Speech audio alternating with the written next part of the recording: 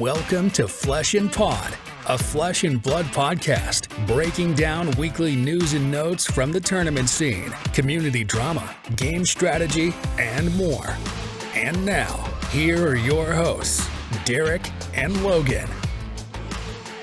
Hello, and welcome to episode 104. 104 of Flesh and Pod. My name is Logan. I am your host. And with me, as always, is the toughest of tough guys, identifying as a problem, Derek Oswalt. Derek, I got to witness some of the things you got up to in Flesh and Blood this week, but yeah, do they pile on? I don't fucking know. Do they count? 34 seconds. Okay, I'm good. But yeah, I get tearing down idiots on Twitter is actually, I think that counts. Personally. Yeah, I mean, I guess theoretically, does Worlds still count as well? It does. As this week. So here's the thing. Since returning from Worlds, I have not played in any like sanctioned Flesh and Blood events or anything like that. I haven't even played Talishar, largely because I just needed to decompress, adjust to jet lag. Also, Sophie caught a bug on the way home, so she hasn't been feeling well. And so there's just been a lot of juggling. I originally intended on going to a skirmish today that was local, and it's at a store that's starting to run more and more events. And so like I really wanted to show up for them because like I'm promoting community growth and so forth. But unfortunately, with Sophie being sick and the boys are coming back from break starting tomorrow, so there's like just a bunch of stuff that we had to get done that we had not got to. I had to take it off, so I haven't done anything official in terms of Flesh and Blood. But I went to Worlds, so I think I get a pass. I didn't even get a chance to talk about it here yet because, I did, but in the form of Tane and Grace. So there's that. And then also, as you said, I apparently was picking fights with folks on Twitter, but whatever. I don't think that you picked the fight. Just gonna go ahead. I kind of did. They weren't somebody that like directly interacted with me, but like, no, I ain't gonna let my friends take shit either. If you come at somebody we care about, then we're not letting that just slide. That's not in our DNA. Yeah, and it's serious because it forced us to like say nice things about Mara, and we know that's gonna go right to her head. Right to her fucking head. Right to her head. Oh my god. But yeah. In the end, it's worth it. So it is. We love her. It is what it is. But if you're listening jokes aside, because you said the tough guy thing, I do find it funny. For those who are not familiar, this is just standard douchebaggery toward women and marginalized communities in gaming that was on Twitter. Most of it was directed originally towards Mara, so there was a few exchanges back and forth, whatever.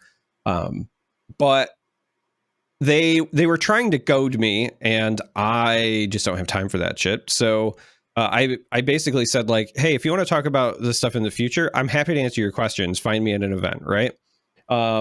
Might not have been the exact, like that's a paraphrase, but it was basically that. It's close to that. Close to that. And part of the reason that I said that was because I'm just letting them know I'm not going to engage anymore online because you're not worth my time. But also this person not using their real photos, not using their real name, standard troll behavior stuff. And so the only way to have an in-person conversation is to tell them to find me at an event. Like this is sheerly a logistical, like I'm the non-coward here using my real name and face. And so like, if you want to have this conversation, happy to have it, come find me. And then they replied with something like, oh, like, tough words or you're a tough guy or something. And it was one of those like very telling things that like, oh, they just immediately jumped to violence and not the fact that the only way we can have a talk, you fucking douchebag, is if you come find me. Because I have no idea who you are because you're a coward, right? Like, it's just a logistical request. Neanderthal. Yeah. My God. No, but anyway, that's where the tough guy thing comes from. It was them. Yeah, I don't chase down violence, but there are exceptions I make at times. Well, I was just going to say, like, that's the best part, too. To even think or imagine that, like, I'm going to be the violent one here when I can just say, Logan, get my light work. Right. And I'll handle your business. Like, not a big deal. But yeah, that's totally fine with me. It's been a minute. I would love to check some idiot out. But I know I'm going to go ahead and I'm going to say this loud for the back, and we're going to get it out of the way. If you are somebody with misogynistic, transphobic, homophobic, etc. tendencies in gaming or towards anybody else, and you think that your behavior is okay, I will allow one conversation with you. And from there, I need you to leave the game, the community, and please stop listening to the show, because I don't want you anywhere near anything that I'm doing. It doesn't belong here. So full stop. That is something that I will not. There's no point in engaging with bad actors at times, but I will allow one conversation in the hopes that I can potentially change a mind. But that's it. After that, I don't want to see you. This does like reek of somebody who probably tries to fight people in the parking lot of their store at 2 a.m. after holding a ProQuest on a Wednesday. And it does sound like the same energy, quite honestly. So it feels similar. So yeah, that's another one that I kind of want to go to a ProQuest at that store just to find out, but that would require me driving in Pittsburgh or in the greater Pennsylvania area or whatever again. And I'm not doing that. You can't fucking pay me to. But yeah, my Flesh and Blood week was pretty similar to yours. Honestly, we usually do armories here on Thursdays and Saturdays. Well, Thursday was Thanksgiving, so no armory. And then Saturday is when I cooked Thanksgiving dinner here at my house for the denizens of this abode, and just didn't have time to really throw together, to go to armory after that. Instead, I went to the casino because sounds better. I don't know. It was also the first snow of the year, and need to just talk about it real fast.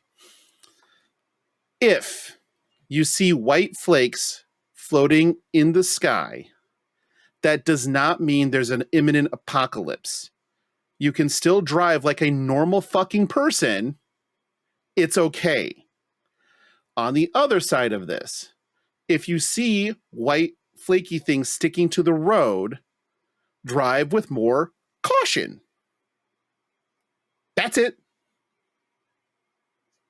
So couple of things. One, I'm surprised it was the first snow of the year, because here we got snow on Halloween. It's pounded on Halloween or something. Yeah. And we're just like, nothing here. Not a flake. Two, it's actually kind of funny because we have the reverse. Here, what happens is people just assume, I live in Michigan, so I know how to drive in snow. I don't need to take any sort of course corrective action. But anybody who is from the state knows that like 10 over is too slow. Like we are a normal is 15 and over the speed limit here kind of state, which doesn't work in the snow. It really doesn't. So like I'm like the one exception, because here in Michigan what always happens is it starts snowing and people are like, whatever, I drive in this all the time. And then like clockwork, like 127 and 96 and 94 are all backed up and there's lots of accidents. And at least once a year, we'll have some like 20 car pile up on the highway. And it's like, yeah, it's because you're still trying to do 15 over and the bridge is iced over before the snow started sticking, but you didn't learn your lesson. And so I don't know. We have the reverse here. Like if it starts snowing, like just do the normal speed limit. Right. As Logan said, drive normal, but like normal, not Michigan. Yeah, not Michigan normal. But yeah, so like here, and we're now a driving podcast if you didn't know, but here it's we have a lot of rural drivers, and these people can drive on gravel without batting an eye at speeds untold by man. However, they also have the inverse, which is, they'll show up in Des Moines or whatever for the state fair, and immediately upon seeing an interstate, they're like, "Holy shit, Mabel! It's pavement.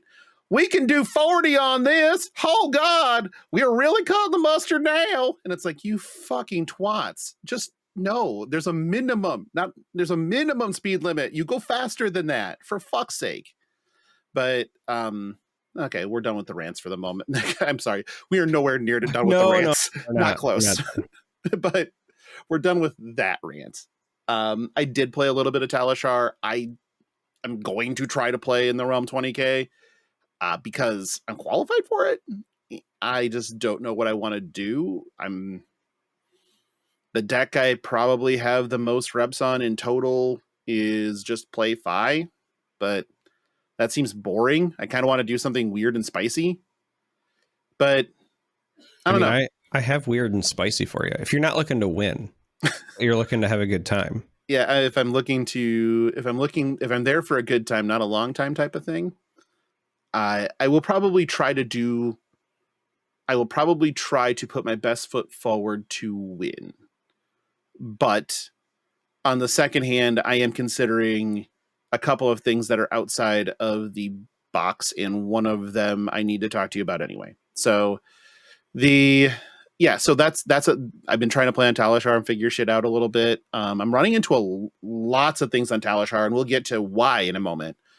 But it's been an interesting couple of days on that event. But let's get to the why here. Let's cover some news and notes. First, we're going to start with Battle Hardened Wallonia. That was won by Kevin Zonker on Icelander. Yeah. Which puts her over the Living Legend threshold right before the Realm event. Yeah. So it's gonna be interesting to see what happens. I saw a lot of folks celebrating and just very excited over that. The ice element is all Living Legend at this point, right? Starvo, Oldhim, Lexi, Icelander, all Living Legends. So you don't have to worry about Frostbites or Channel Lake Frigid or any of that. And look, I get it. It's annoying to play into those. Sometimes, I've heard folks say that, it's anti-fun because there are certain decks they want to play, and now there's lots of rejoicing. I'm never gonna, go out of my way to like yuck somebody else's yum, but I do feel like this celebration might be a bit early because it feels a bit like the monkey's claw. The monkey's paw. Yeah, the monkey's paw curling. Sorry, my brain is going faster than my mouth right now because there's so much like I have thought-wise on this. One, I think that a lot of folks are going to say like, well, now it'll just be Fi Rampant. And I even posted like a joke about it on Twitter. But the reality is I don't think that's the case. In fact, if that's going to happen, that's actually good for me as a Bravo player, because when Fi is meta and you don't have to worry about Lexi and some of these other heroes, you actually have a really good matchup. Even before Starstruck existed, I had a very good matchup into Fi because Red Crush the Week is already good enough. And now that we also have Starstruck, which is a hell of a card, I think that there is still enough disruption to hold Fi up. The reason that I say the monkey's paw thing is Max and Dash.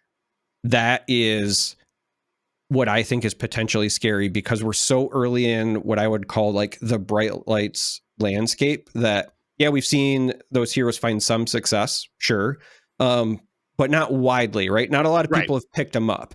There's a thing where you get your specialists and the people who pour the hours in, but eventually things get refined and then kind of like all hell breaks loose, and we have not hit that wave yet.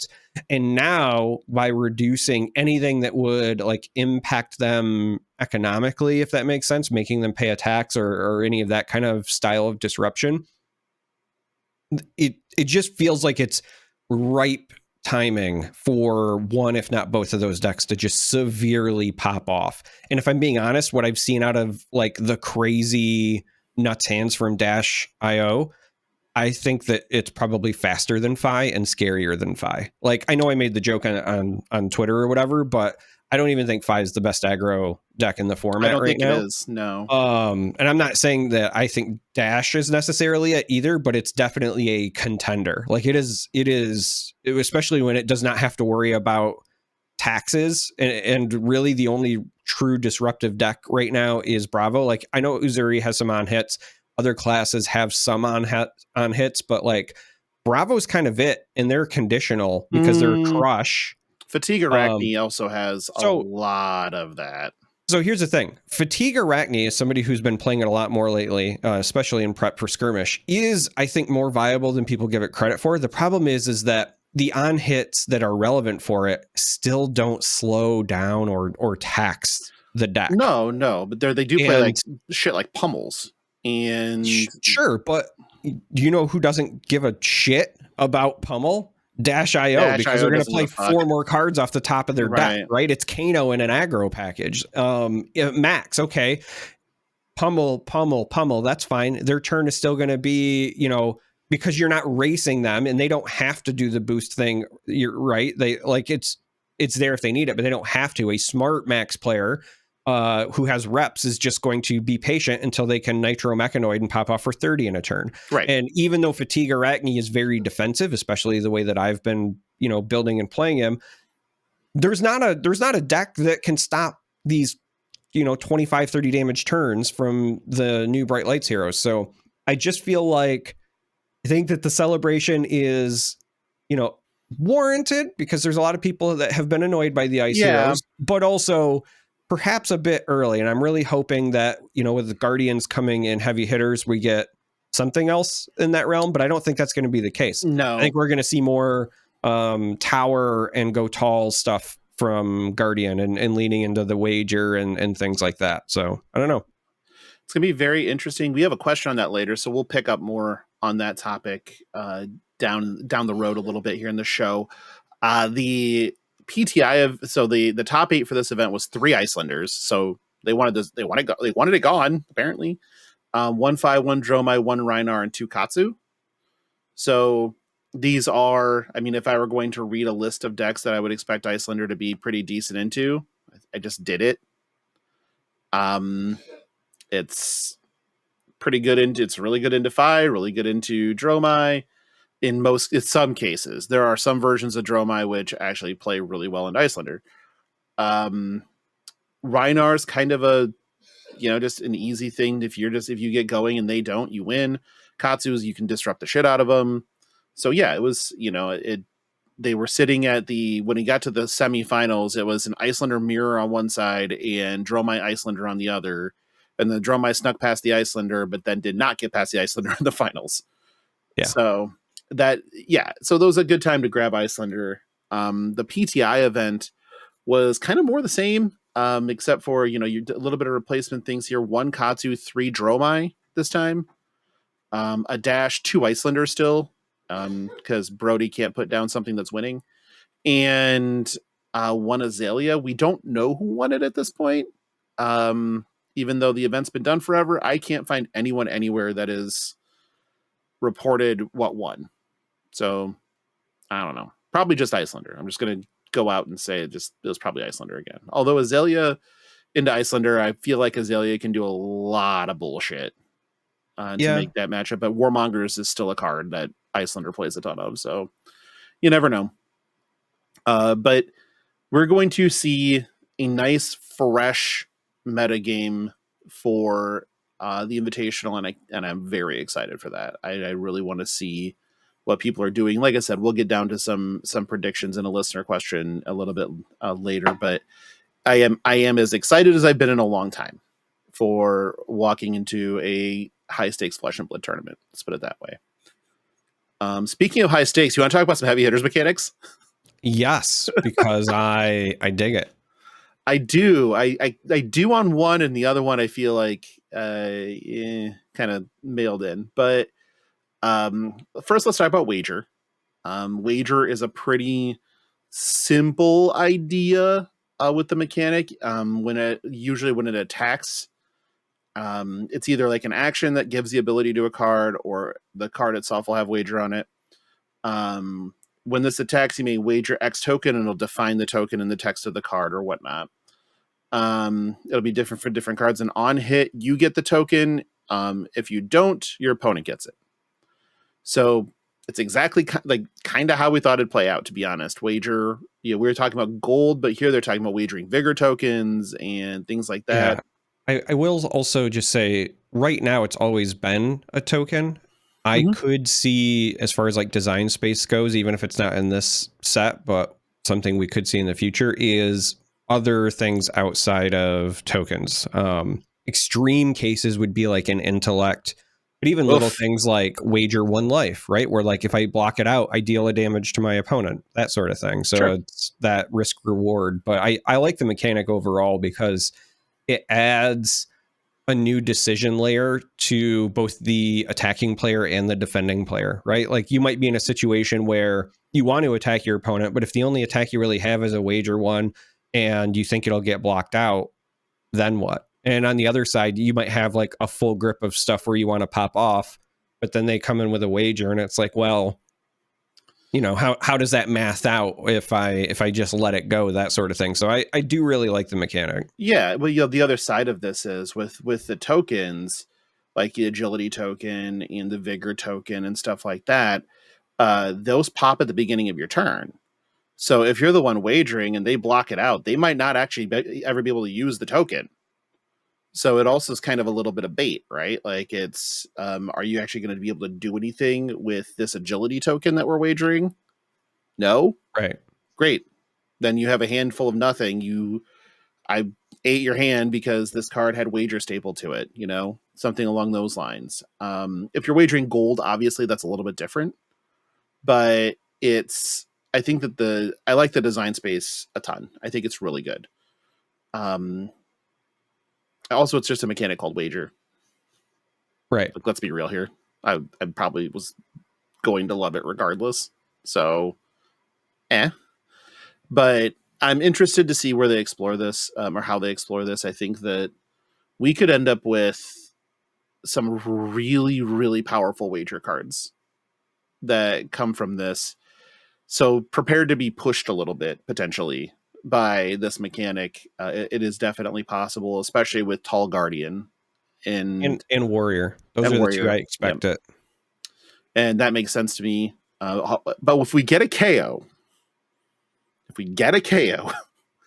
there could be a lot of fucking wager cards. Just saying. I would love to see I'd love to see like weird stuff where you can like wager, but then it's not like a non-hit or a block thing. It's like wager and then roll a die. Right. Right. Like all sorts of just weird shenanigans. Similarly, you know, as we get ready to talk about the next mechanic, Clash, I could see something where you've got a piece of equipment that says like instead of doing the reveal thing, you can just like roll a die for your Clash value. Yep. God, that'd be awesome. Anytime I'm rolling bones, just I'm happy. Chaos. Chaos. Clash is a pretty simple one. When the thing happens, Clash is just revealing the top card of your deck. The hero with the greatest attack value on the card wins the Clash and gets a thing. This existed in Magic in Lorwyn Block. Yeah. And it was converted mana cost, so the cost of the card. But since it wouldn't really work that great for Flesh and Blood because a lot of costs in Flesh and Blood are pretty homogenous. There's only 3 pitch values. Costs are typically more 0, 1, 2, 3s than Pulverize. Like then there's things like fucking Pulverize, Starstruck. I'm still waiting for the reveal the top card of your deck and deal that much damage. Because that's the thing that's been in 14? Magic. Yeah. Would you like 14? No, not for the attack value, but like for the cost. For the cost, just 10. Because again, like a lot of them are smaller, but this one's So this one is, again, this feels a little phoned in just because it feels like something from Magic. So here's the thing: it can feel phoned in, and I get that, but there's a couple of things here. One, sometimes the best things that you can do is take things that already worked in other places and then just make them better. This is that, in my opinion, and here's why. What this does that doesn't necessarily reflect the same way as it does in Magic is that it gives physical characters an upper hand against like wizards and stuff like that going forward, because I know James has talked about in the past, like what if we do an all arcane set, or that they were working on developing one or whatever. This gives the martial characters, right, people who care about attack actions, a way to just always win clashes in those matchups, right? And that makes sense because if I'm clashing with the spellcaster, I should overpower them every time, right? Like the barbarian should win the, feats of strength against the wizard. And I love that flavor wise. I really dig this idea of like the clash is, a pro wrestling match, and we know that they love their wrestling references. So I hope we get more of that, right? I want cheesy clash cards with names like From the Top Rope and just bullshit like that, Yeah, there'll be a sharpshooter one, then Flake will never figure out how to cast it. Not without a video at least. But the thing here, like this also feels a little out of place in the set because unless there's a lot of warrior attack actions in limited, warrior is going to be at a severe disadvantage when it comes to clash cards. Well, so that's the interesting bit though, is that we already know that there are the split class cards, right? Mm-hmm. But even going a step further, one of them, who happens to have a fantastic artist as well, by the way, this little known guy named Iswardi with oh no, that's right, he did Hold'em. We did that earlier. Okay, so he did Hold'em, which doesn't have the value. So it's still fun art though. Runner, that was the one I was trying to think of, right? Mm-hmm. I get all the gambling references confused already. It's going to be a nightmare for me later. So like Runner is the like brute warrior attack. Mm-hmm. And I think we're going to see more warrior attack actions in this set. I don't think that it's going to be like what I would describe as traditional Dorinthia gameplay. I think we're going to get more Bolton-esque gameplay where there's still, weapon involved, but a lot more attack action oriented with the way that they play, in large part because of Clash, but also just because the way that the split cards work, right? If you've got a bunch of stuff that cares about your weapon attacks, and then you have the other two classes that are much more about the attack values, whether it's Tower or Crush on the one side, and then on the other side, like Intimidate, like I guess you could intimidate some stuff with weapon attacks, but then you've still got the like 6 or more traditional hits for the brute class. Like you got to do something. So I think we're going to get more like Bolton-esque, and also because we've got new Kasai who cares about gold and things like that. I also think that we're going to be incentivized to do those clashes, do those wagers, get that gold. I like it. I think that it's a good theme for the set. I think it's a good step forward so that warriors are not pigeonholed into a single style of gameplay. I think it's good overall. Yeah, I mean, I'm the type that is very much so a wait and see when it comes to cards and mechanics, willing to be very wrong about things if I don't like something. Here, it's not that I don't like it. I do. I think that'll be fun. The only thing is like, as soon as they saw Clash, I'm like, please don't be something off the top of the deck. Like, let's do something different. And it's like, nope, it's just the same thing. Also, speaking even further to like why I think it's better for a game like Flesh and Blood. So obviously thematically, I think it works better, but also this is again one of those things that will reward players in deck building, but also if we talk about skill ceiling stuff, it's really going to reward those who pitch stack and know how to track that stuff. You know what I mean? Like there are things inherent to the mechanics of Flesh and Blood that I think makes it like, yes, Magic did it, but like to me at this point, like Magic is the Simpsons of card games, right? Simpsons did it. Like Simpsons did it first thing just doesn't fucking matter to me at this point. Sure. Right? I think that Clash and the way that it's being implemented for Flesh and Blood makes a ton of sense, and it's going to be like that next iteration of the mechanic. I think that there's a lot more room for it to be showcased in a skill testing way in this game. Yep, and that makes sense. So we also things like Ravenous Rabble letting you have prior information, at least for your deck, and things like that are also a thing, right?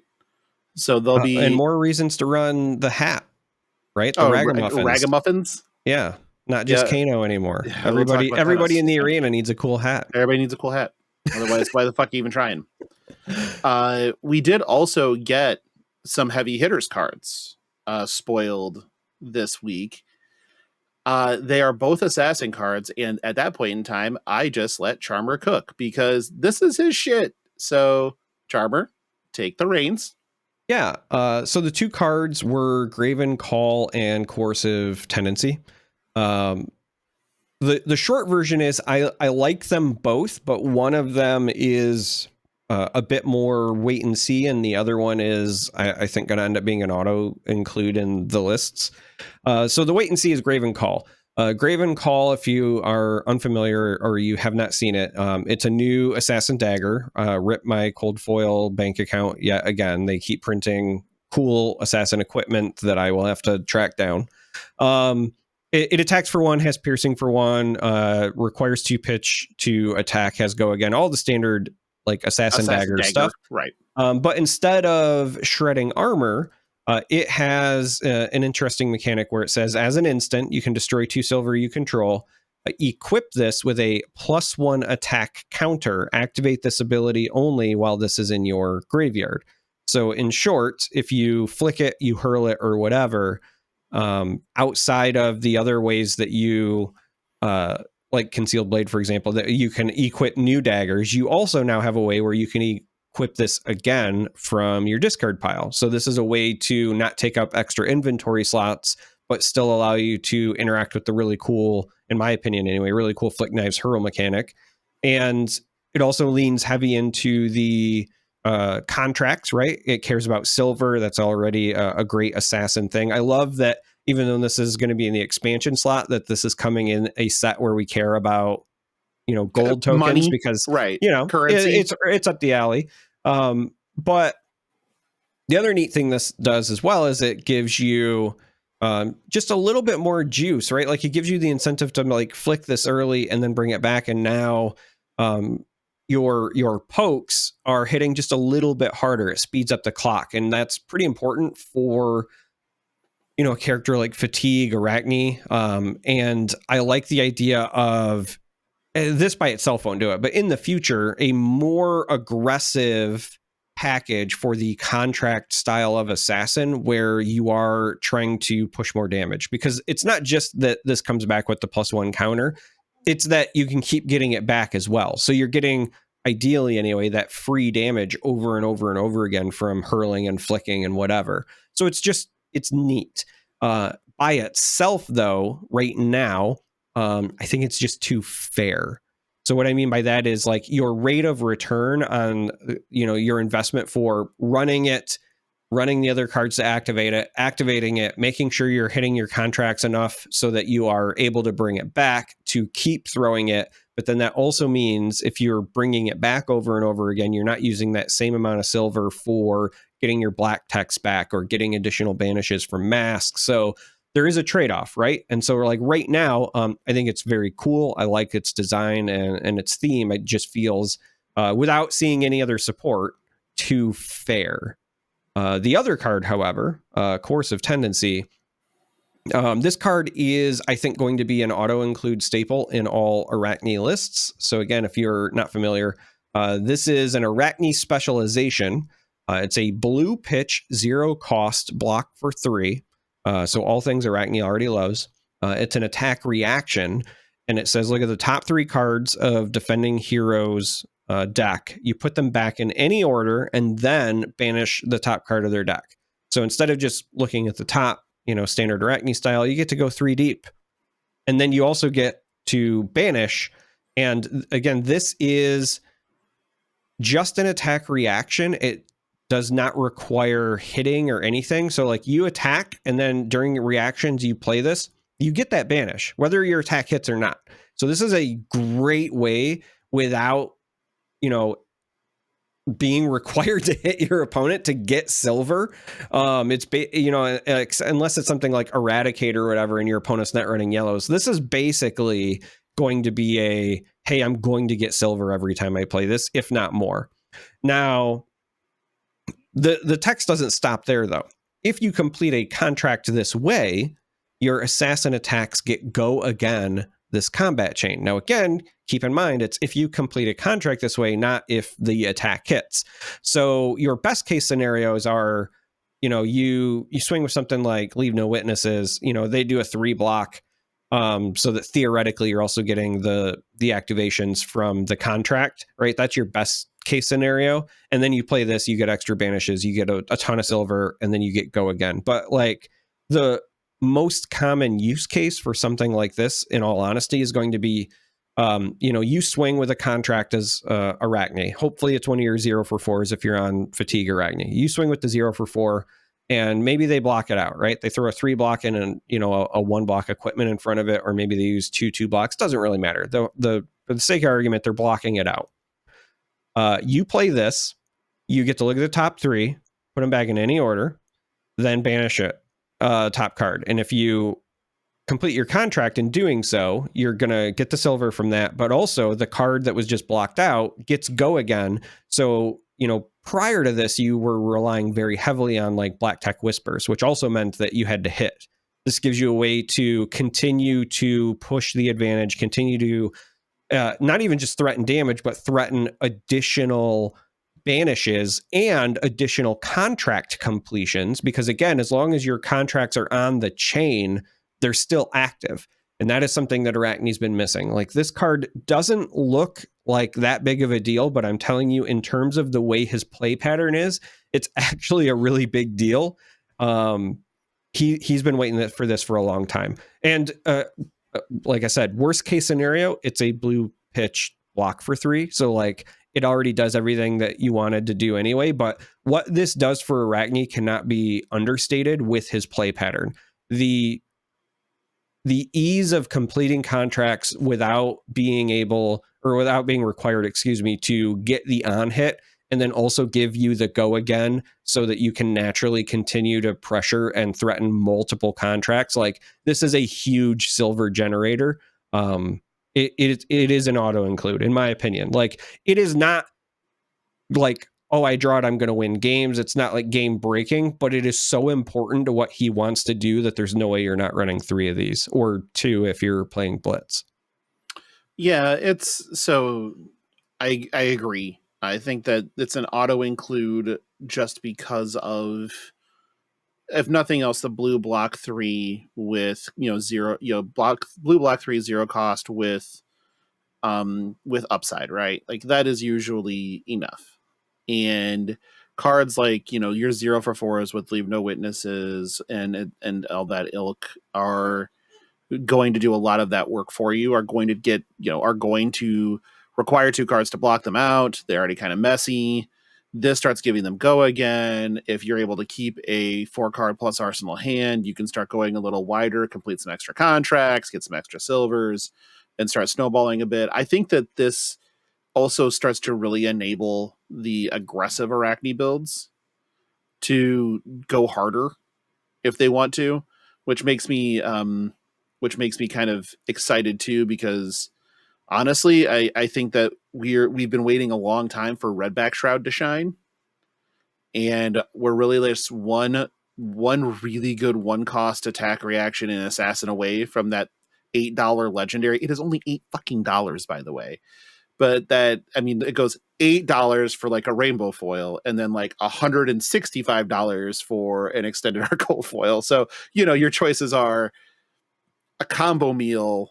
Or if you're me, you just don't have a choice. Again, rip my bank account. But well, I know you have a extended art Redback Shroud because you got it from me. Yeah, but it's basically, this is enabling another play pattern too, in my mind, and we're getting really close to the sort of critical mass that we require for a more aggressive Arachne to also be possible, which makes both decks better. Because if you put Arachne down early in a tournament, they don't know which version is coming, and they have to guess, and that's an advantage to you. And so that's another part of the puzzle to me that makes this card, and even to a degree Graven Call, a little bit better too, because getting that 2 for 2 is actually pretty important, especially when blocking with equipment becomes not really an option. So you get to do quite a bit more with that. It also just makes your flick knives better. Yeah.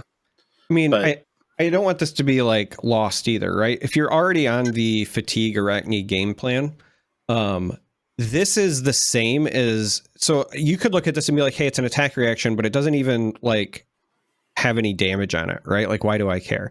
This is basically like saying my thing auto hit. Right. Like, that's why it doesn't have a +1 to, you know, attack or whatever. It's literally like, hey, this lets me look at the top 3 and my thing auto hit. And if I find the card I was looking for the silver, it auto gets go again. So it's like it auto hits and I auto get black tech, right? Right. It is that good. It is very understated in its presentation, but I'm telling you, for Arachne, this is a big deal. Yeah, it is not, the value you're getting out of this card is not commensurate with the text on the card. That's probably the easiest way to put it. Yeah. But let me think here. What else? There's something about this week. What is it? There's something about this week. Well, episode 104. So for those of you who are bad at math, that is 2 straight years. It is 2 straight years with no misses on a weekly basis. Just throwing that out there. Flake did mention on the Bird app that he missed an episode, and he realized, then it occurred to him how hard it is for us to have pulled off what we've pulled off and hitting 104 episodes in a row. And then also he said, and I guarantee I will hear about it. So I don't want Flake to be a liar. So You fucking piece of shit. How did you miss an episode? How fucking dare you? You took that like little mini vacation where it's like, I'm going to reboot my show. And then you're like, hey guys, you want to be on my show this summer? And then you booted us all the way to fucking winter. So we're not on until this week, which please tune into Instant Speed this week to hear more of your Flesh and Pod crew doing things that, I don't understand why Flake invites us on, quite honestly. It's just to fill a slot, I'm pretty sure. But yes, it is 104 in a row. That is 2 straight years without a miss. Like, we've been late a couple of times. Well, 105 will probably be late because of travel coming back from. Oh, that's it. That was the thing. The 20K Realm Invitational is this week. You see, I knew it would come around if we just started talking. Yeah, that's right. That thing just, I don't know. Snuck right up on me. It snuck right up, yeah. Yeah, it's not like I've been talking about it every week for, I feel like 40 weeks. Like, it might actually be that long. I don't actually know, though. But it's been a long time coming. There's a ton of work that has gone into this, and I just, would like to, preemptively thank everybody that's put their time into this. The crew at the Realm obviously are my favorites, and do wonderful work for the community. And then also, Elaine Hammondtree and Carlina Alvarado putting together the cosplay contest and everything else. It's going to be a weekend to remember. I don't know what to say anymore to get you to go. So I feel like if you're going, you're going. If not, you're going to listen to Michael Feng, who's been posting on Twitter like fucking daily, saying, if you're on the fence about going, just go. So yeah, and that's not us. That's the Michael Feng, like one of the coveted Michaels of Flesh and Blood. There's Michael Hamilton, Michael Feng, and Brody Michael Spurlock, as I like to call him. He's an honorary Michael. He is an honorary Michael. We all know this is true. But yeah, I'm so fucking excited for this weekend. I'm even like, this is water. This isn't booze. I am putting myself in bubble wrap to make sure that I do not catch something or drink myself into oblivion accidentally. That has happened before I'm supposed to leave for this. I'm making sure that I am going to be good to go for this event. Although we are doing a FAP After Dark on Wednesday, and I do tend to drink during those, so there will be a blip in the bubble wrap, but it's not like I'm going to be around other people. It'll be done digitally over the interwebs. But yeah, I'm being responsible. I'm drinking water. I'm staying hydrated. I'm making sure my voice is here in case I have to do anything with it, which I don't know, maybe. Charmer does. Like Charmer's going to be casting the event.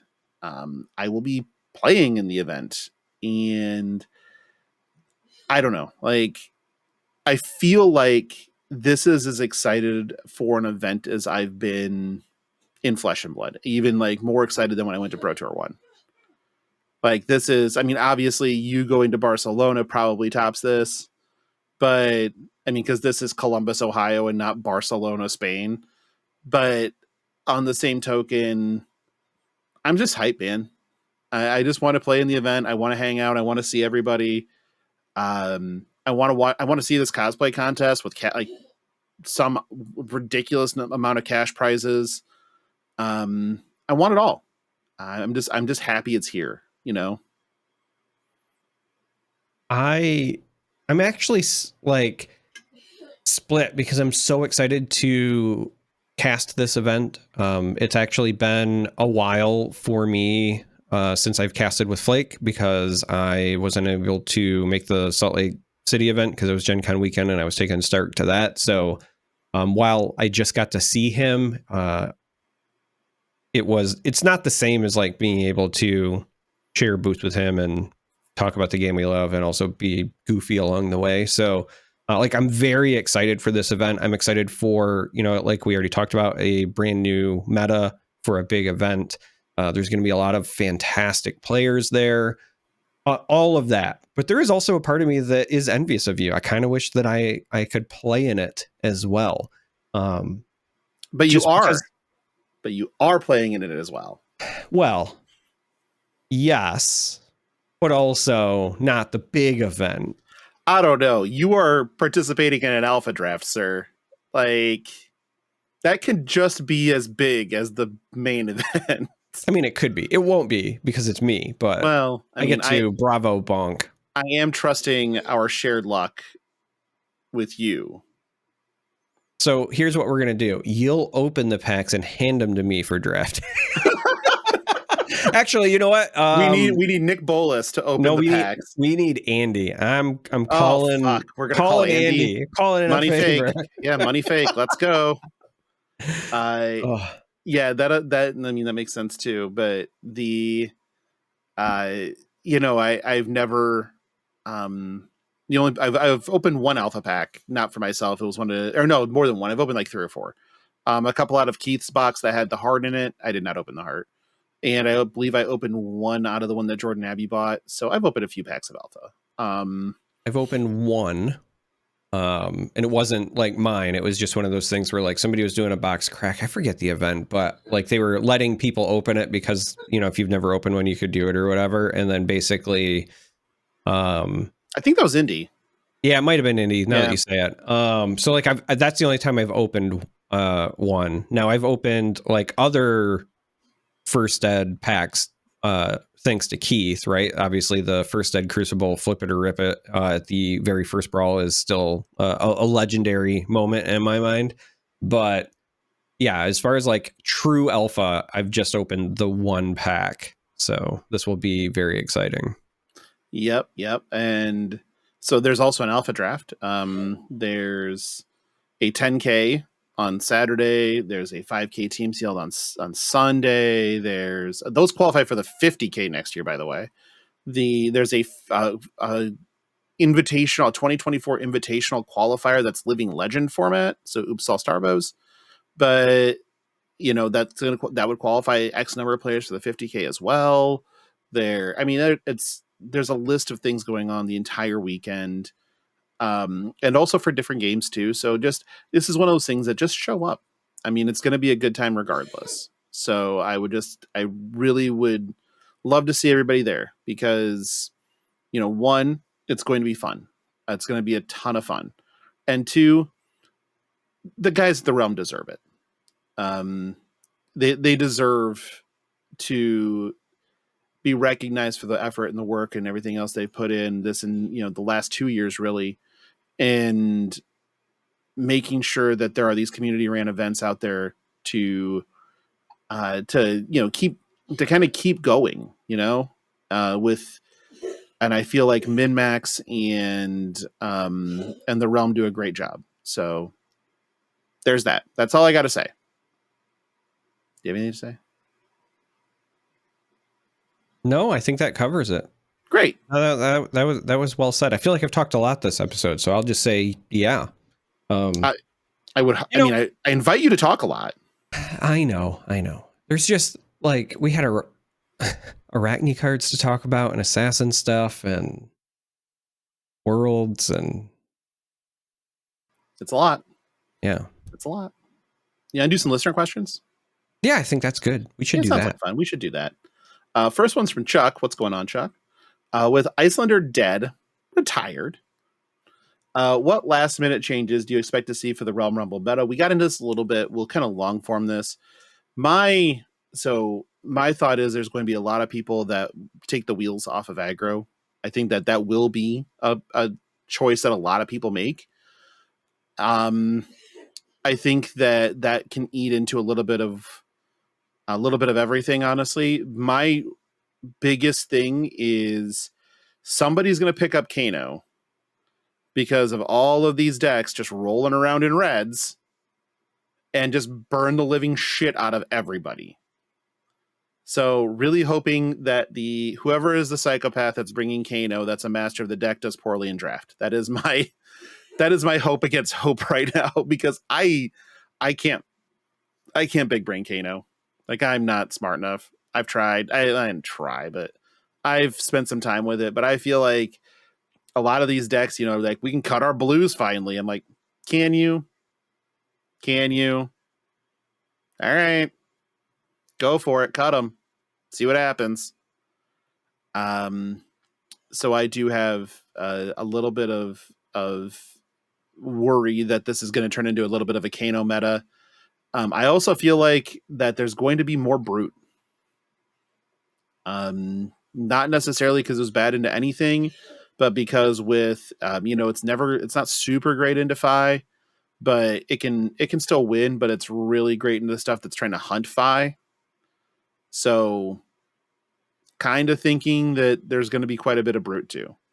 So I think that the shifts that we see is kind of an uptick in those. And then obviously the ninja decks are still going to be around doing ninja things, and the mech decks that we've seen kind of coming out of the work a little bit will be around too.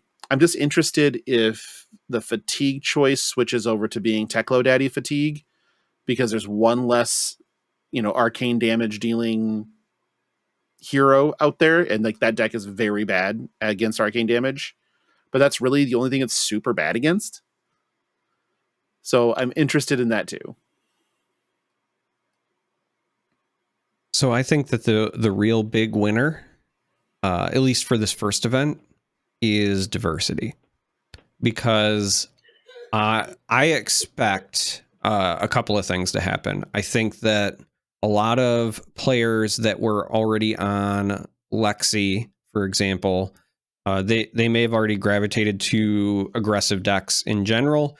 And with Lexi gone, I don't see much of a change there. I think with Iyslander leaving, it's also like, if you were somebody who was only on Lexi, for example, because it was quote unquote the best deck, maybe some of them went to Iyslander, but now that that's off the table, there's a bit of a freedom, right? And so I think that people will likely come back to comfort picks. But the reason I say diversity is because I expect there's also some folks that were on Dromai because they may have thought Dromai was the best deck. And I think Dromai is still very good. And I think that Dromai is also very good depending on the build. But I do expect Dromai representation to drop, because I do think some people who are on it are going to be afraid of the rise of Ninja, if you will. And so I expect Dromai representation to go down. I expect Ninja, whether it's Katsu or Fi, representation to go up.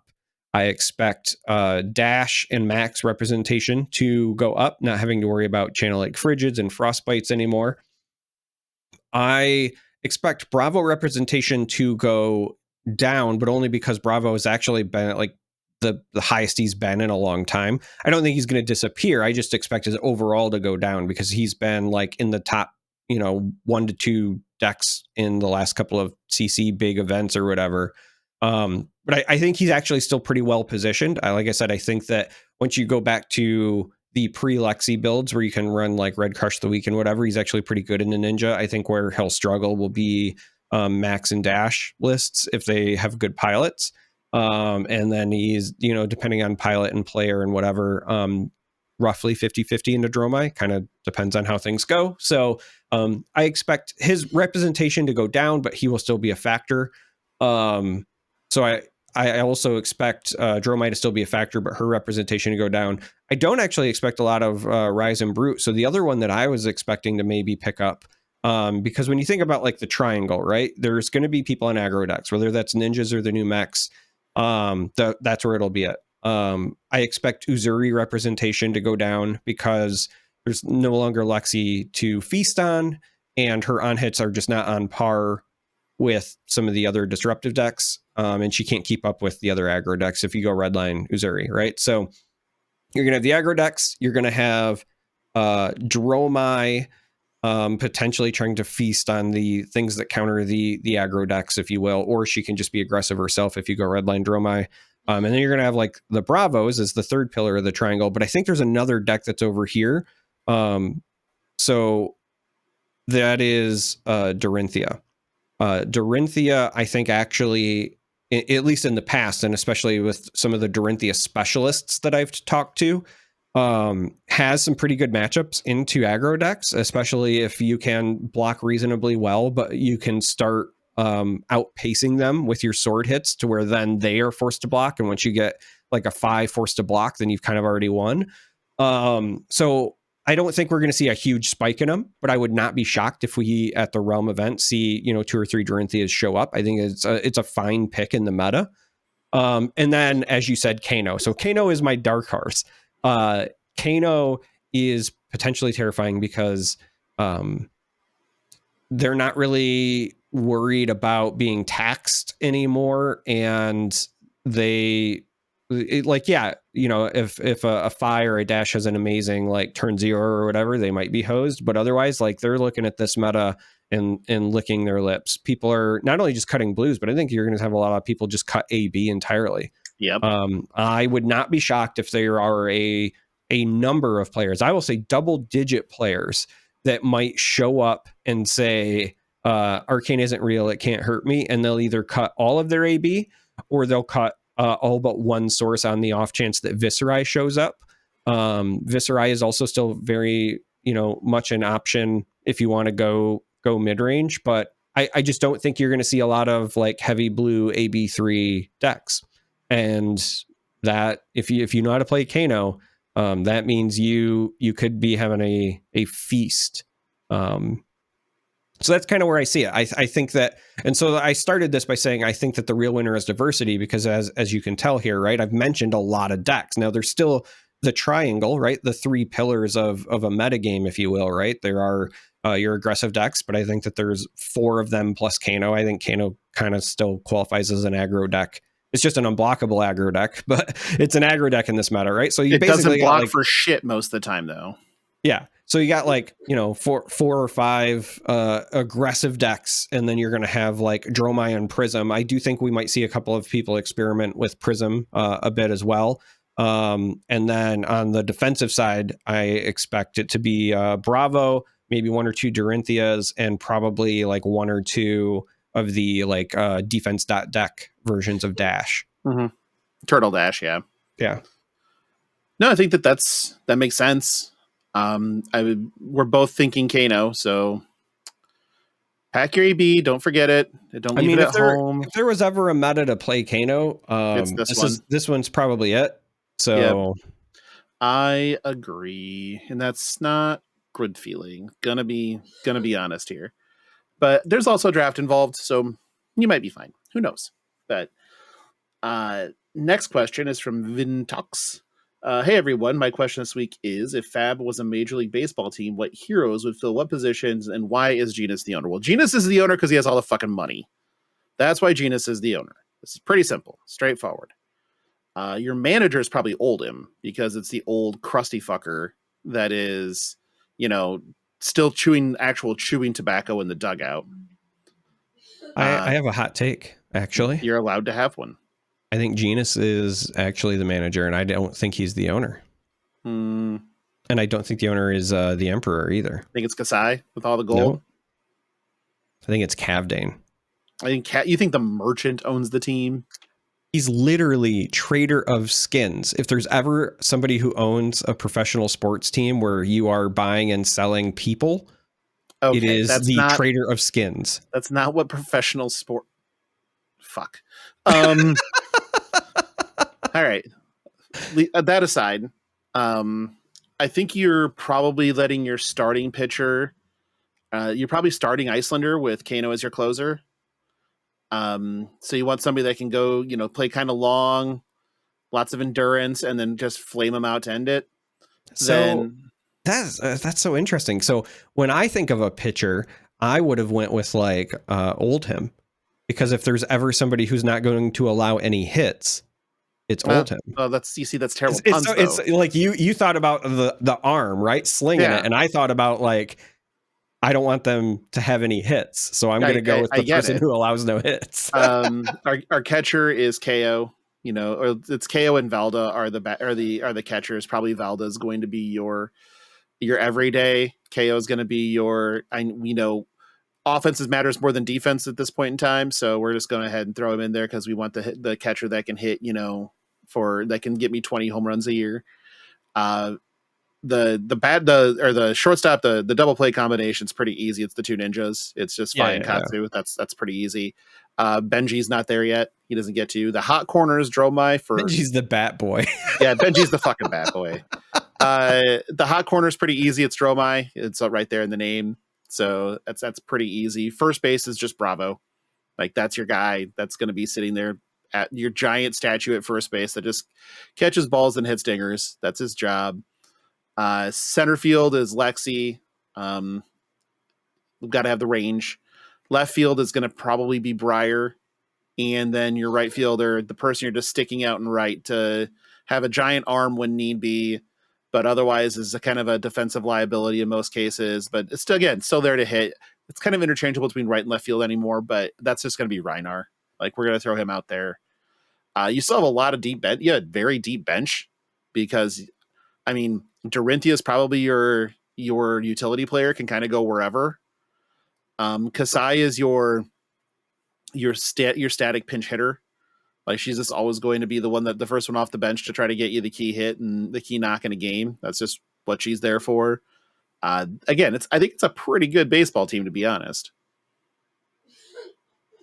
So the real question is the first baseman showstopper or star of the show? Oh, it's star of the show. Okay. He was the showstopper in AAA, and then he came up to the bigs and started mashing immediately, and now he's the star of the show. That's who it is. You know who isn't ever going to be on our fucking team? Prism. That's who's never going to be on our fucking team. Fuck Prism. Just saying. Yeah. And then you can't trust Arachne or Zuri because Prism isn't on a real sports team. She's just in the movie version of the sports. Movie adaptation. Yeah, she is in Angels in the Outfield. Oof. What's that thing? All right. She's lifting Danny Glover. I hate everything. Okay. Moving on. You have anything you want to add to the baseball question? I think I did a good job. No, I think that's solid. All right. Next one is from Blaze Storm, valued member of the Patreon, by the way. Blaze asks, I'm newer to card games, but I had a question about this prize splitting stuff. Oh boy. Am I alone in thinking that you play your games and if you want your spot, you have to earn it? This is a competition. I love to compete. In my opinion, from either side of the argument, I'm never going to discuss a concession or prize splitting during a game, especially at a high level event. Am I going to be pissed if I lose out? Sure, but that's the point. How do you two feel about this? Am I a tyrant for having this opinion? Okay, I'm going to take the last question first. You're not a tyrant for having this opinion. Yes, you are, comrade. What's yours is mine, and what's mine is mine. You're the worst. So there's a lot to unpack here. So first, this is in reference to what happened at Worlds. There was an issue where there was a win-in match between Akatsu and a Reinar, and they were going to get put on camera. They announced this comes from the Reinar side of things. Don't know if it's entirely accurate. So they were discussing prize splitting and such. They had brought a judge over, and then as they were having the discussion, something was said that is not allowed, and both players were issued a loss, and they even had an LSS rep come over to confirm the interpretation of the rules, and that is what happened. So prize splitting. There's a couple of ways to do this that I think is totally fine. I come from Magic, where this shit was just commonplace. So many back alley deals in different. I mean, fuck. Like you had more deals than the U.S. Senate in Magic tournaments. Oh, like, yeah. Oh yeah, like that was very common. So it's a little bit of the etiquette, and it's been refreshing, but a little bit of the etiquette in Flesh and Blood has been somewhat foreign to me as I've been in the game, right? And this is kind of one of them, but kind of not. So prize splitting is something that has existed forever, right? With Magic, typically it was agreed upon before you ever sat down, because you could see who you were going to play beforehand and you would make your decisions, right? And if that wasn't the case, usually your prize split only happened in the finals of events or in the top 8 with an agreed upon split, right? So people would sit down, there'd be a secret ballot of, okay, do you want to chop the cash and play for whatever? And the answer, they take a secret ballot. If anybody says no, it has to be unanimous, then you're all playing, and then you do it again at top 4. And then the thing in the finals was always usually referred to as a reorganization of prizes. That is still something that I often do. It's like if I'm in the finals of a ProQuest, right? The only thing that I give a shit about is the invite. That's it. And so if I'm asking for a redistribution of prizes, I'm going to say everything else to second place, winner gets the invite. Like that's how I want to split it, because there's one prize in my mind. Yeah, there's a gold foil, whatever. The only prize to me is the invite. Now, is that going to be the same for most people? No. And I understand that. It's just something I'll always offer. But that's the only time I usually talk about prize splitting. There's also things where teammates kind of have a little bit of equity. So when I used to travel for Magic all the time, my travel partner and I always owned 25% of each other's equity. So if one of us did well, the other one gets something, because we've both spent tons of time in this. And if it was Magic, like variance would fucking destroy you at times. And so if one person just had the run bads, usually me, then, it wasn't a total wash if the other one was doing well. And it went back and forth. It was fairly equitable over the course of, the several years that we did that. But prize splitting, the problem I have with the way this all comes down is that it's almost like you need to know some fucking archaic code to say the right words to make sure you're doing a legal prize split or whatever. Because that's what it sounded like to me happened, is that they did not know the correct words to say and got blasted for it. And that's the part I have a problem with. I don't have a problem with prize splitting at all. If somebody was trying to bribe me, that's different. If somebody tells me, I will give you half of what I make if you concede to me. Nope, not okay. If you say to me, hey, we're both going to cash this event, do you just want to prize split whatever we end up with? Sure. That's fine language to me. Because we're still playing our game. We're still trying to win as much as possible. There's no change. But the concession part is the problem, in my mind. It's not the price splitting part. Discussing a concession, the only time in Magic, a lot of the time it was you're getting paired down in the final round. It's a win and in for you and zero value for your opponent. Now, this is where shit got really weird in Magic, because if you hope like hell the person across from you knew their shit. So when you say something like, hey, this is a win-in for me and you're dead for top 8. So would you like to concede to me? Wink, wink, nudge, nudge. And then usually if they knew, they're like, yeah, no problem. And there was always this unwritten, like, I'm going to give you something for your efforts type of thing, for conceding type of thing. But a lot of times newer players just didn't know that. And they'd be like, no, I don't think so. I just want to play. And it's like, okay, right, that's fine too. But some people got really salty about that. There's a lot here. And that's part of the problem. So I guess the way that I think I'd answer this is I'm good with prize splitting as long as it doesn't influence the outcomes of matches. I don't believe offering concessions or bribes is okay ever. And then obviously I discussed redistribution of prizes at the top because I think that's fun. But Charmer, I know you got shit to say on this. Yeah, just win. Sure. Just win, baby. Yeah, no, Al Davis said it best, just win, baby, win. Like I actually I'm also a bit paradoxical in my answer, just because like I say one thing, but then I also do another. So hear me out.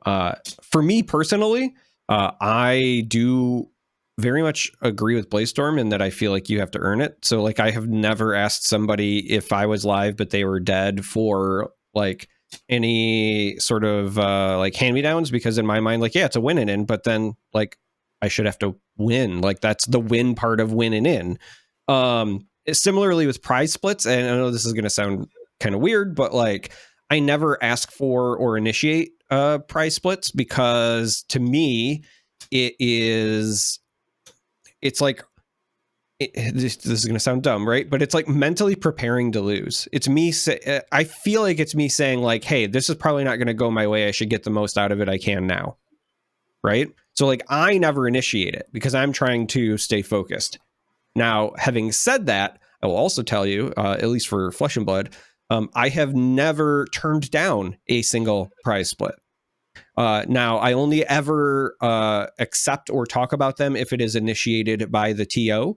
So if I go to a store, for example, and they do what Logan was talking about, which is the blind ballot, right? So like if the store, I'll give you an example, the last ProQuest I was at, store was doing a cut to top 8. They were doing store credit as like an additional payout or whatever beyond the invite and whatever. They were doing store credit for finishes. So they did the blind ballot for top 8. And if everybody was unanimous, then you did a group wide split. Anytime I'm presented with those, I always vote yes. It's just a me thing, because it's one of those like, you know what, if somebody else gets a little bit more out of their experience, maybe they will continue to play the game or come back or whatever. To me, it's just like I don't know. I'm just like, I'm happy that we're all having a good time or whatever. So I always vote yes for those. I don't want to be the Debbie Downer, whatever. I also don't blame people if you're like, no, I want, like I expect to win and I want whatever. I don't feel bad. I'm just saying like, this is what works for me. I never initiate it, but I always say yes. Right down to there was a ProQuest again where I made it to the finals, and then I ended up losing in the finals. But again, I didn't initiate. The person said like, hey, are you interested in doing a prize split? And I said, I don't know, that's up to the TO or whatever. And then the store owner said like, yeah, I don't care, it's fine. And I said, sure, we'll just chop it. And I didn't even know at the time, like prize split, that they meant like in their mind everything. They like, I just thought it was for the store credit, right? So we play and I lose, and then at the end he was like, hey, what's your PayPal? And I was like, what do you mean? And he was like, well, you said like prize split, so I want to pay you for your half of the gold foil. So like I made money on that, but it wasn't even in my mind for is like that like it's weird. Like I never initiate it, but I also always say yes. Now as far as like the winning and stuff goes, like I said, I never have those conversations, with the exception of if it's what I would consider like a play testing partner or whatever. And I view this, even though it's an individual game, I view this, it's very akin to teams in NASCAR in my mind, right? Where like you've got all these drivers who are racing and they want to win the race, but you also have your team where it might be 2 or 3 drivers and they will pair up and like let each other draft and do these things. And so if I get to a point where, you know, it's me and Logan at an event and, you know, I'm locked for top 8, whether I win or lose, but he's on a win and in, like I would concede, because I would view that as like, that's me getting the team across.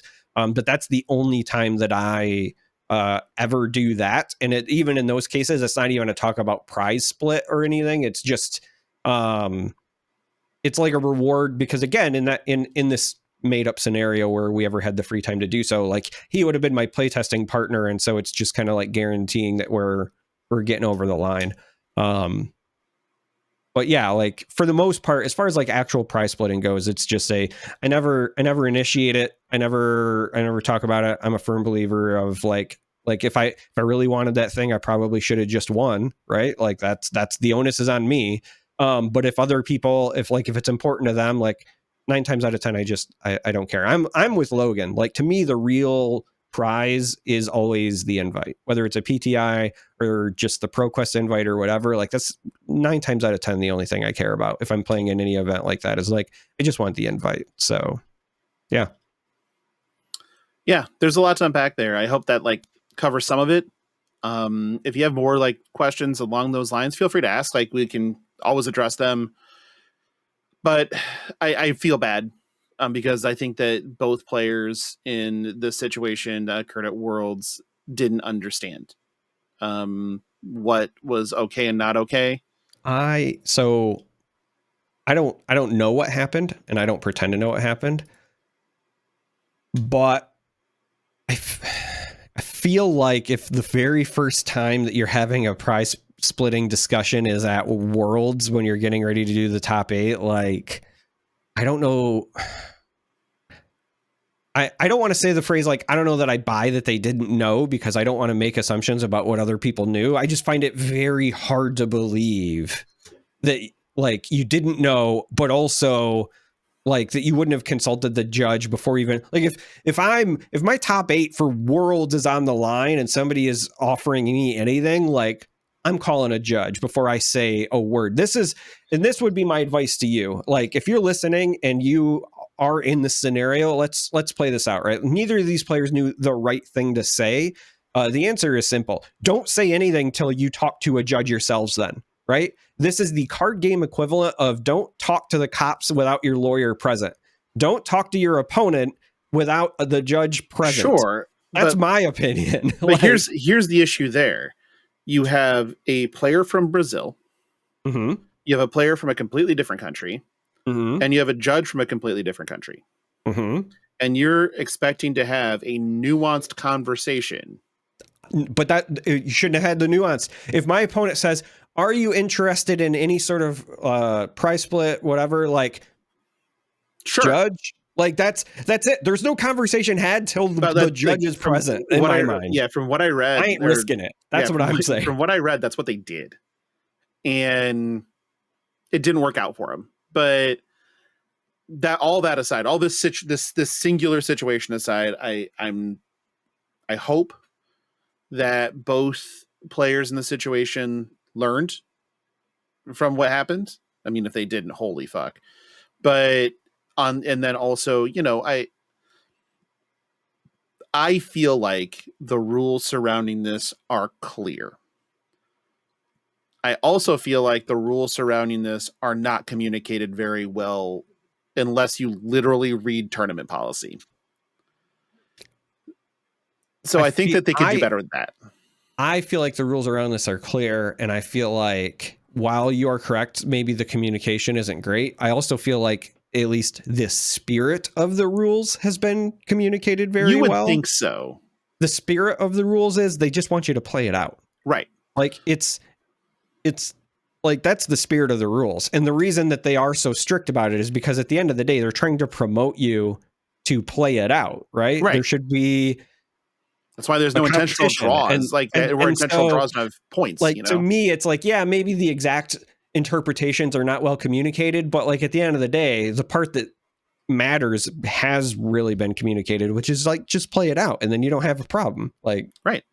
It's true.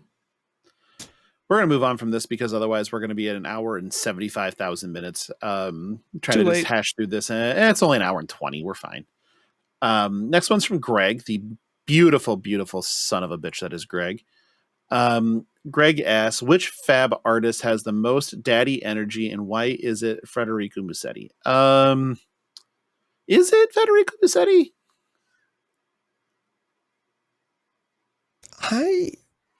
I mean, so he has daddy energy. But Sure I does. don't know if I would say the most. Like, I think Ijur has a lot of daddy energy. I think that there are some, like, I don't know, maybe I'm tainted because I also think about like some of the old Magic artists, like Steve Argyle and Mark Poole. Yeah. I was just gonna say it's hard for me to not think of like Mark Poole in that, but like, I don't know, with the younger generation, maybe Mark Poole is technically a zaddy now, No, I think that it go the other way around. I think he'd still be the daddy and then Federico would be the zaddy. I am not Googling this. So like zaddy is like the hot grandpa. Is it? Yeah, that's zaddy.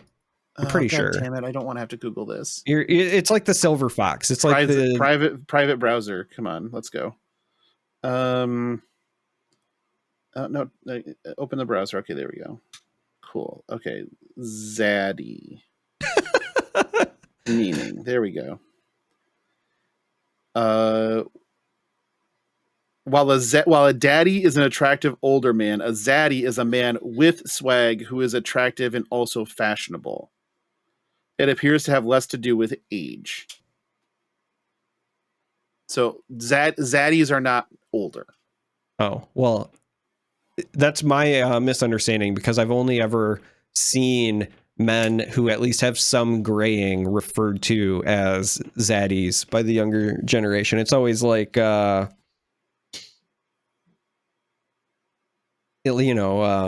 Pedro Pascal or people of that ilk that, like, and but to that me, dude's got swag. That dude has no, I mean, he does, sure. Swag. Like the definition fits. I'm not denying that. I'm just saying, like, those are the people I always refer to as zaddies. It's never like, the late 20s, early 30s daddy energy people that also get called zaddies, at least in my personal experience. So sorry, I got it wrong, young folks. But I think the only ones. So a zaddy is just a daddy that's got the riz. Right. It's a rizzed up. Well, it doesn't even have to be daddy, really. It just has to be. It's rizzed up swag and fashionable. No, I mean, they still have to at least be of daddy. Otherwise, you would just be a Rizzler, right? A Rizzler? Like yeah, that's the Batman's arch nemesis, but with swag. The Rizzler. Why do I do this to myself? I don't know. Interesting. I'm going to move on. Next one's from Donnie K. Donnie asks... Valued member Donnie K. It is a valued member Donnie K. Which hero do you think would make for the best roommate in college and who would be the worst / most insufferable? I think Dash is the best because she's going to bring the TV and like the really cool creature comfort things so you don't have to. And probably has like a Roomba too or like actually just a house cleaning robot that can just take care of all that shit. So and also kind of, rich girl with, with corporate money. I think that, she'll probably take you out to dinner sometimes too. And she'd be really chill. She wouldn't really, give a fuck too much. She may be a little hyperactive, but I think I can deal with that. That's not a big deal.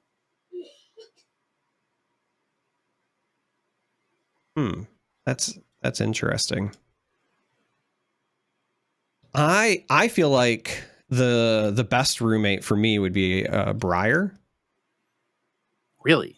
Yeah. The Briar strikes me as like, belongs to the co-op, always has fresh like food stocked, probably has the best weed. Like, guaranteed best weed. So I don't know. I feel like, I don't know. I'm just going to vibe with Briar. All right, I think worst is got to be either Riptide, fucker smells like fish, or Max because he's never gonna pay for his half of anything, and he's just gonna he's gonna just trash the place to begin with. You're just gonna spend all your time picking up after him. I think that Max is just trash. Yeah, Max was my first thought, because in my mind it's like, doesn't pick up after himself, smells like grease and oil, just as you said, like trashes the place. But now that I'm like thinking it through, I think Riptide might be worse. Like the smells like fish thing could be a problem, but also like you could go the other way and maybe he always is like presenting fresh sushi, and so maybe I can learn to deal with it. I feel like the potential worst roommate is Levia, because her friends are all a-holes. Like they're just, every time one of her allies comes around, it's like a fucking demon, you know, just It's not like a fucking demon, it just is a fucking demon. Yeah. But if So the demon's down to party, like, might be fine. I know. I just like when I think about roommates that are also going to get the cops called on you, right? When I think about like young Levia, because we're talking about in college, right? So it's young Levia, and like her art is basically a crime scene, right? You're going to come home and there's going to be like blood, and you're going to be like, I don't know what happened. And then like campus, cops are going to be knocking on your door. Yeah, I think that Chandler would be fucking awful too, because Shane is a shit show, especially when he's younger. He's just going to be brooding, screaming about how much he hates his parents and how, he doesn't pick up enough hours at Hot Topic and how he should have worked at Gadzooks instead. Anybody that remembers Gadzooks, you were officially old, by the way. This is your reminder to take your ibuprofen right before bed. And your Metamucil, to be honest, got to stay regular. But he's also going to be like the one that never leaves the room, and he's just going to sit there on his, in his bed and cowering, and he's like, "Don't turn on the lights. I thrive in the darkness." He's writing poetry about crying while crying. It's like it's everything you don't want in a roommate too. It's just kind of awful. There's just no good vibe. He's also bad. Part of the other reason I think Levia is going to be bad is she just takes on endless amounts of debt that she has no intention of ever paying. Oh, absolutely. Right? Like she's there for like her third liberal arts degree. You don't have to worry about that. That's not anything that you have to worry about. Shane, he owns like loan sharks money, so he gets some debt, but he tries to pay it off. He goes into check into cash. He goes to check into cash every week, because Levia, he needs money to buy his clove cigarettes, and then he gets really moody when he can't have them. So I just realized Levia's Demi Hero card is student loan forgiveness.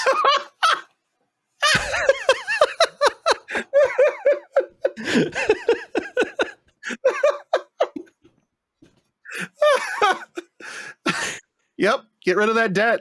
Just forgiven all of that blood debt. Which is, student loans basically are a blood debt to the government. God, that's we do live in a dystopia. I'm gonna move on before I get more depressed all of a sudden. Last one's from Zaris. Zaris says, I'm struggling playing into bad matchups. For example, my kitchen table meta has me on Azalea getting absolutely stonewalled by my roommate on Bravo. That's going to happen. How do you overcome a hard counter like that? And how do you get past the mental hurdle that is feeling like you're playing from behind at the start? Oof, that's a lot. Derek? Yeah, as somebody who's played a lot of Bravo into Prism. No, that's the laugh of a totally sane person. It is not, actually. Yeah, somebody who's played a lot of Bravo into Prism. What helped me was, one, just reps. And I know that sucks because like it already feels bad. So why do you want to torture yourself and continue to do something that feels bad? But like it's to get over the hump to where you stop worrying about the feels bad and it just becomes another matchup. So part of it is reps. The other thing is if you have a friend or two who knows how to pilot a deck, it sounds like in this case, kitchen table meta, you've got that. Sit down and play some games, but let them know ahead of time. Say, hey, I would like to play some games with the purpose of like me getting better at this matchup. And what I would recommend doing is having the two of you play with your hands face up, right? You're not going into this with the goal of winning. You're going in with the goal of learning. So you play with your hands face up and you say like, all right, in this situation, this is what I would normally do. You on the other side, how does that affect you? What would you do different, knowing like what annoys you, what doesn't? You just talk through it, right? Hand after hand, scenario after scenario. And you do that for like 2 or 3 games and you'll be surprised what you can learn, because a lot of times the way that you navigate a matchup better or learn to do it better is kind of through establishing empathy with the opposing player and what they're trying to do with their game plan. And if you're only ever worried about your side in the bad matchup, then sometimes it's hard to get that other perspective. So go in like with no stakes, say, hey, like the goal isn't either of us winning or losing. Like, I just want to get better. Play with your hands up and say, this is what I was thinking of doing. If you were the Azalea player or the Bravo player, like, does that make you feel good or bad? Like, do you see mistakes? You just talk through it. But the short answer is reps. Like, you just have to get over that mental hurdle of this isn't what I was hoping for, and just get to the point where it's just another matchup. And that unfortunately takes a lot of losing to get there. It sure does. I have been on that end of it. It is not fun, but yeah, it's reps. That's usually the answer. Like in this case, it sounds like you're losing a ton, but a lot of it is stopping and going, okay, what cards are killing me? And what can I do differently, or what can I change even to make it so that isn't as bad? And then the second side of that being, okay, if I make these changes, how much did it swing other matchups? If you're changing your deck at all, am I making something that I felt good into, bad now to only gain, like, people speak in percentages and stupid, but I understand the concept of it. So we're just going to speak in them for now because it makes it a lot more understandable. So let's say that you're 35% as Azalea into Bravo, which is probably not that bad, but it's not great. And so you make some changes, and so you get up to being 45% into Bravo instead of 35%. But it took your 65% win rate against Dromai and took it all the way down to like 50-50. Well, then I probably wouldn't make that change. I would just say, I hope I get lucky against Bravos or dodge them, and I'd rather keep my good matchups being good. So there's some equity in that when you're expecting metagame shares, but if you're talking about consistency with I don't want to keep just losing every time that I sit down across from specific player. It would be identify what the problems are and then identify what can be done to get around those problems and be better. Like most of the time, like in this case, I'm guessing the problem is Warmongers most of the time. If we're playing Azalea, in which case it's okay. If they play Warmongers, they're not doing anything on their turn. I can still get some cards out of their hand. Well, if they're on Azalea into Bravo, it's probably more than just Warmongers, unfortunately. It's right, probably but it's just one of the examples, right? Yeah. But that's kind of it. But it's hard. Like there are Flesh and Blood is a game of very polarizing matchup spreads at times. And being on the wrong side of it sucks. As somebody who played Briar into Oldhim and Icelander and shit like that, where they would just tax you so you couldn't do anything, that wasn't great. It felt pretty awful. Playing Dromai into Ninja doesn't feel great. Like, kind of feel just hamstrung that there's not a ton you can do. Because they're just going to blitz down the dragons that matter to them, and otherwise they're just going to crush you and they get every single one of their on hits at any time they want them. So that's bad. Stuff like that, but getting past the mental hurdle of feeling like you're playing from behind at the start is to feel like you know what's coming and that you can answer it. That's really the end. That's really the only thing that can be said about it. Yeah. I mean, that's really it. Like you want to know what's coming. And so part of the reason that I mentioned like potentially playing hands face up and walking through games is that when I was on Bravo, I think this is perhaps one of the best examples. The thing that it took me the longest to learn into the Prism matchup was understanding when you change your focus. What is the point of no return? So what I mean by that is, standard matchup, they're playing auras, you're bonking auras, rinse and repeat until, something breaks, right? It's either you start fatiguing them or they get a couple of turns where they start to amass more auras than you can deal with. And then they start leaking damage and things get out of control, right? So you have to figure out as the Bravo player, what is the point of no return where they've got enough auras that you will never be able to catch back up, or you abandon your dealing with auras game plan and you just start going face with dominate so that they can't absorb as much. And that is hard because it's not the same every game. It can't be like at this life total, I switch. It can't be at like, okay, I've seen these auras, I do it. It has to be based on the board state every time. And so a lot of times it literally was just talking it through with other Prism players of like, at what point do you feel like you can't lose? And then my thing was like recognizing that and then turning the corner 1 or 2 turns before that, right? So that I could at least give myself a chance. And that, again, the short answer is it comes back to reps, right? But I do think talking through it also helps a lot. Going into games with the intent to learn as opposed to the intent to win is a pretty big deal in terms of like helping the mindset. Yeah, that's well put. I think we should get out of here.